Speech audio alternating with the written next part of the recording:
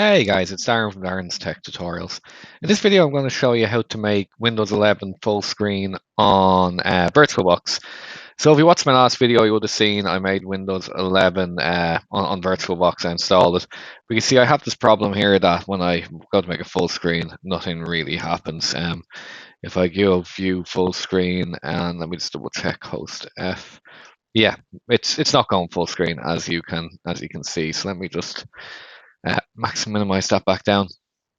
Okay, so first thing we're going to do is we're going to go up to our devices and we're going to insert the guest edition CD image. So that should be that now. Hopefully it's inserted. We'll go to our Windows Explorer.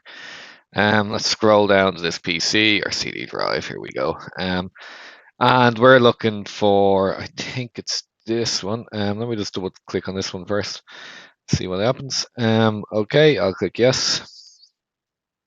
Perfect. Okay, so look, we'll just click next, next. Okay, I think this all looks okay. Let me just pause this while it's doing its thing here. Give me 2 moments and we pause it. Okay, so it's saying, look, do you want to reboot? I'm going to say, yeah, I want to reboot it now, and it's restarting. So again, let me just pause it. I'll be back here in 2 minutes, and look, we can have a look and see how this comes up. Okay, so let's see how this came up now. The last time I did this, actually, it acted a bit funny, so we'll give it a minute or two when it comes back. Look, we'll see if we can get it.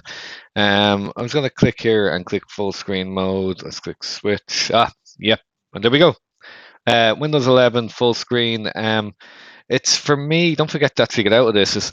It's your host key with Control and F. Look, I hope that was helpful. If it did, please make sure to subscribe. It really does help. And yeah, check me out on Patreon as well if you're interested. But how to make Windows 11 full screen, any issues, look, just comment. And as always, thank you for watching. Thanks, guys.